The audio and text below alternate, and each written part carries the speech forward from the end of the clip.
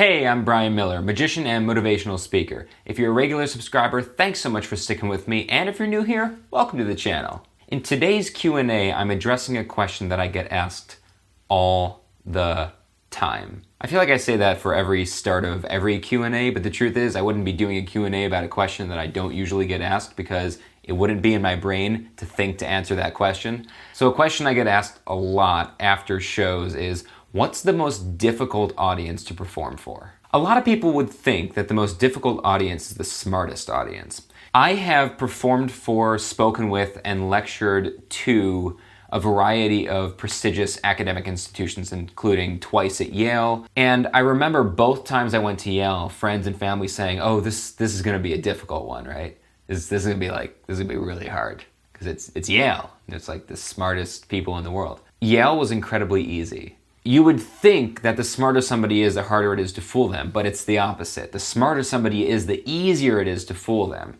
because smart people think they know stuff.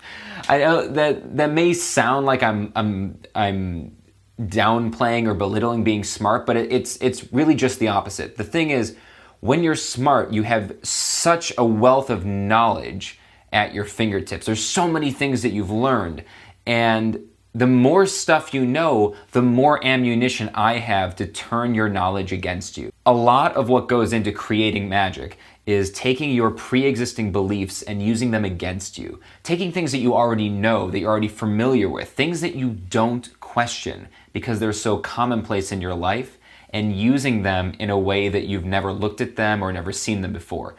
Magicians are just showing you stuff that you already know and you've already seen, but we're showing it to you in a way or from a different angle or from a different perspective than you've ever considered it, and you would never think of that thing in that way. So the truth is, magic's secrets are all right there. They're in plain sight. You know that we're not actually doing anything impossible, and so you know that there must be a logical explanation for it. The beauty of magic is when you have to fight with your own senses about the fact that you know that what you're seeing is impossible, but all of your available evidence tells you it's happening anyway.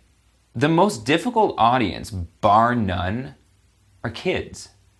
Now, I'm not a kids magician. You know, if you follow this channel, that I'm not a kids magician. But if you're new here, I work primarily for corporate and high-end private events as a magician. I still do the occasional house party. I'm not against it. I still work in occasional local restaurant. That's where my roots are. That's where I started. Every magician starts there. And I think it's good as you get bigger and more successful to continue to occasionally at least do events like that where you're not being flown first class and you're not being put up in nice hotels. I'm not a kids magician, by which I mean I have only on very few occasions in the 12 plus years of professional magic done a show that was exclusively for kids. By kids I mean like under 12. Because I do a lot of bar and bat mitzvahs, which is like that 12, 13, 14-year-old range.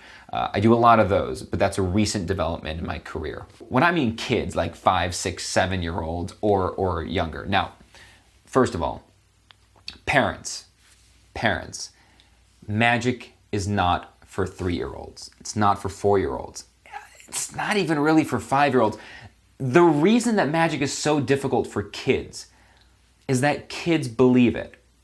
Or at the very least, they don't think of it in terms of being impossible. When you're a kid, everything's still possible. There's so many possibilities. There's so many things that can happen. There's the world is at your fingertips. They still believe that anything is possible. And if you believe anything's possible, magicians aren't that interesting. Kids kind of look at magicians like, well, yeah, of course you can do magic. You said you were a magician. Why wouldn't you be able to do magic? Why should I be impressed that you're doing magic? You said you were a magician. I feel like that's how a lot of kids, not consciously, but that's kind of how they're looking at it. The thing is, what we've discovered, scientists, neuroscientists, psychologists have discovered through research is that you need to have a concrete understanding of the nature of reality in order for magic to be impressive. Right? You have to understand what is not possible in order for magic to be amazing, for it to be impressive. Which is why kids magicians who work for that really young group, 3, 4, 5, they're more clowns than magicians. I don't say that as a negative. What they do is extraordinary. I can't do it. I don't even want to try. But when you get into that kind of 6, 7, 8-year-old range, the reason they're such a difficult audience is because first, they kind of believe it still, but because they're starting to question their world at that age, they're starting to really develop a sense of what is concrete reality and what is not. They want to question everything, which is a very smart thing to do. That's a huge developmental stage for kids when they start to question their world. Why this? Why that? Why? So when they get a magician who puts right in front of their face, impossible. They go, look, impossible, and they shove it right into kids' face. When a magician does that to a kid at that age, their instinct is to react and try to figure it out, right? More than we do. Adults, we don't spend that much time trying to figure out a magic trick. Either we enjoy it because how often do we get to see something impossible, or we don't enjoy it because it makes us feel inferior that we don't understand the secret. Those are the two adult reactions. Either I enjoy it because, oh, isn't this fun? Or absolutely not, I'm not an idiot, I know you're just trying to trick me. That's the ego defense reaction, which is fairly common, particularly among young dudes, the dude bros.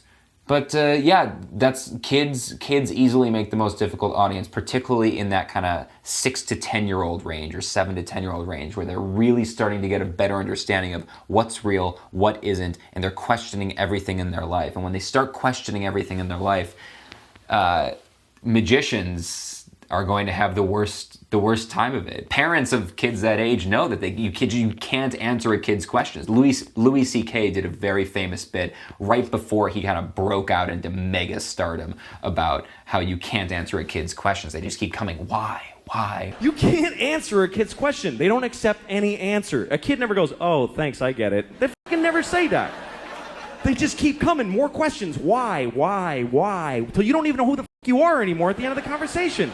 That's how a magician feels performing for that age group for the most part. There's just, they'll go, it's up your sleeve. You go, I'm wearing short sleeves. Well, then it was in your hand. You know, you saw my hands are empty. Well, it was in your mouth. I was talking the whole time. Well, you probably have it in your pocket. I'm wearing shorts. You know, there's nothing you can do. The kids just keep coming. So for that reason, yeah, kids, easily the most difficult audience. All right, well, that's it for today's Friday Q&A. I hope this was interesting. I hope you enjoyed this. If you've got questions for me, anything about magic, life on the road, my TEDx talk or the TEDx process or TEDx versus TED, anything like that, public speaking, any questions at all, leave them in the comments section below. As always, if you enjoyed this, please hit the thumbs up, hit that like button. Please do subscribe to my channel. I've got a lot of fun things going on here. We have vlogs when I'm on tour for the most part, not as much over the next few weeks because I have a break from the road, and vlogs around the house doing chores just aren't that interesting. But I've got travel gear reviews, I've got camera reviews and tutorials if you're into that sort of thing. If you're interested in like what I'm filming on and how I make the videos that I make, I've got those for you. And coming soon, I've been saying this for a month, but coming soon, a lot more actual magic tricks on this channel. I'm developing the 3rd season of Magic Monday Madness, which is an old series that I did 5 or 6 years ago. I did 2 seasons of, and I haven't touched it in about 5 years. I'm working very hard on season 3, which should hopefully be starting to go live by early to mid-August. That is now my timetable. Please, somebody hold me to that. Keep asking me when it's coming, and I will get around to making those videos. Thanks very much, and always remember, friends, our world is a shared experience. Have a great day. I finished my Q&A for Friday, and I realized that I don't have a single outtake from it to use at the end of the thing where I normally put an outtake, so... Making homemade ice cream. Making homemade ice cream. And then we're gonna have Brian's family test it when they come here, so we'll have to give you an update. Oh yeah. What are we, is it cookies and cream? It was gonna be cookies and cream, yes. Oh good, that was my favorite of the 2 so far, but they were both good.